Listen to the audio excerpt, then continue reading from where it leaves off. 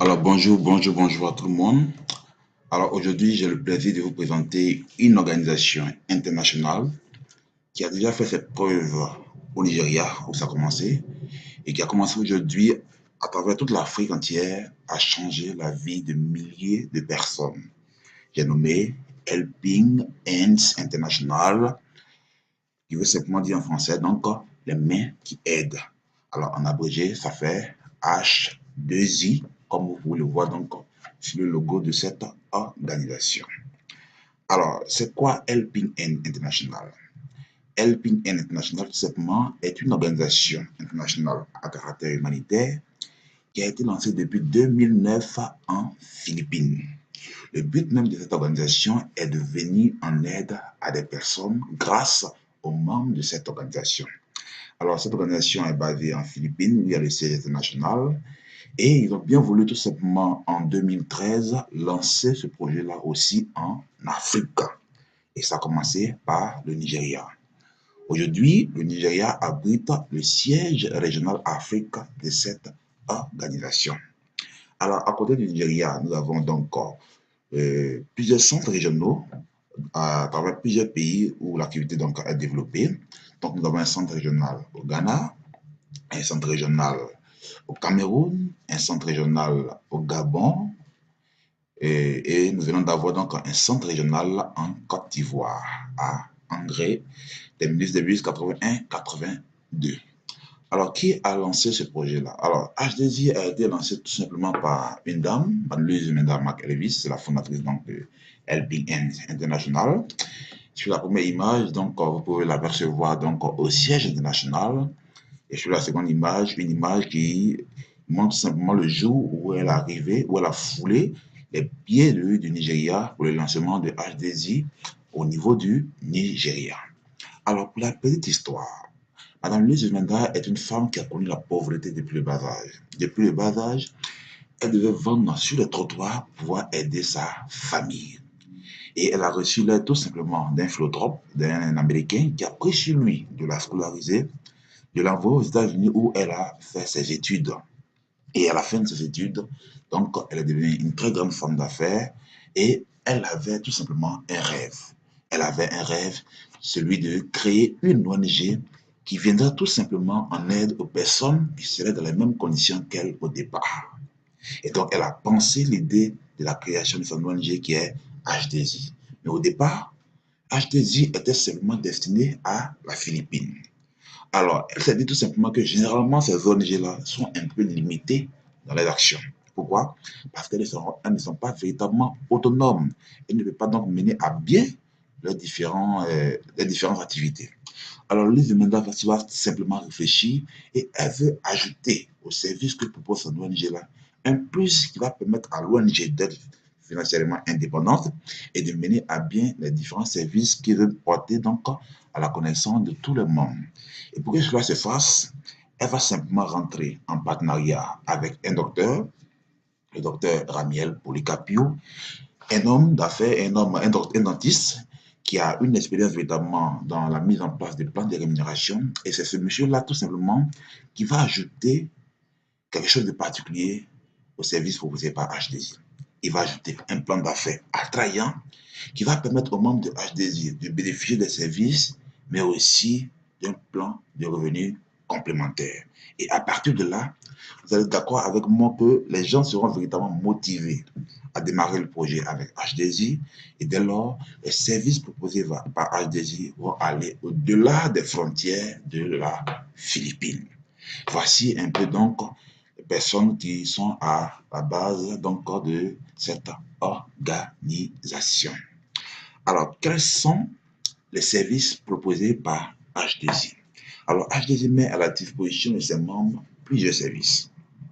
Le premier service, c'est ce qu'on appelle le service humanitaire, l'action d'aide. Le deuxième service concerne la formation professionnelle. Le troisième service, c'est l'acquisition de biens et de propriétés. Le quatrième service, c'est les fonds financiers. Et le cinquième service, c'est des bourses d'études et des prises en charge que H2I va mettre simplement à la disposition de ses partenaires. Alors, H2I a démarré en Afrique par le Nigeria. Et donc, voyons un peu ensemble les différents services ce qui s'est déjà passé un peu au niveau du Nigeria. Alors, commençons par le premier service. Quand on parle de service humanitaire, de quoi s'agit-il réellement?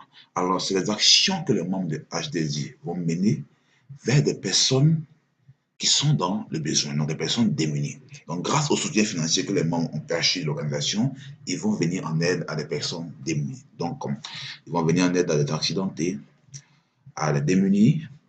Ils vont aller dans des églises, donc à des communautés religieuses. Ils vont apporter le soutien aux personnes démunies là-bas, soutien aux handicapés. Ils vont aller donc dans les orphelinats et ils vont apporter le soutien aux orphelins. Ça, c'est le premier service que propose H2I. Alors, le second service concerne la formation professionnelle. Alors ici, contrairement au service humanitaire, la formation professionnelle de H2I concerne uniquement les membres. Donc, dans tous les pays où il y a des centres régionaux déjà installés, ces membres-là ont la possibilité de suivre donc des différentes formations dans plusieurs domaines. Maintenance informatique, MLS Office, création de sites web, graphic design, AutoCAD, fabrication de savon, marketing, art, photographie, couture, coiffure, etc., etc. Alors, nous pouvons voir ici en image des membres suivent une formation en informatique. Ça, c'est des membres de HDJ, bien sûr. Des membres ici apprennent à faire des savons liquides, parfums, insecticides et peintures. Ici, c'est des membres qui apprennent donc à tricoter, donc les femmes qui apprennent à tricoter. Et à la fin de leur formation, HDJ va simplement délivrer à ces personnes qui ont suivi la formation donc un certificat de fin de formation. Donc, ici, c'est des images qui montrent des personnes au Nigeria qui ont déjà terminé la formation avec HDJ.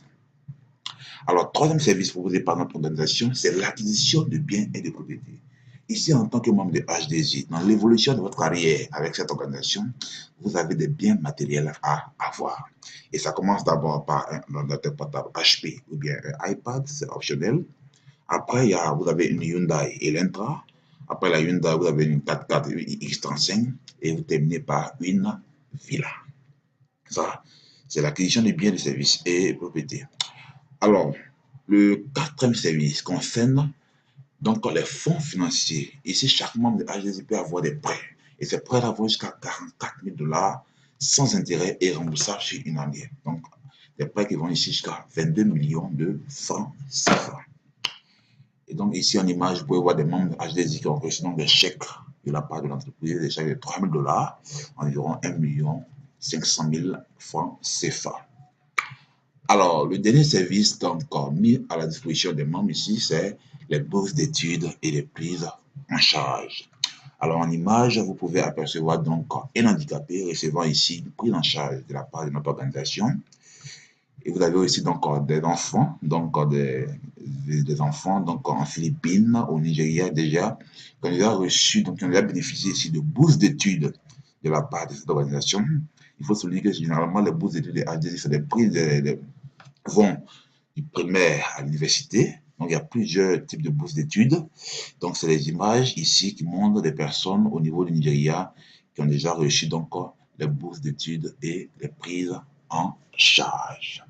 Donc, voici un peu les services proposés par notre organisation.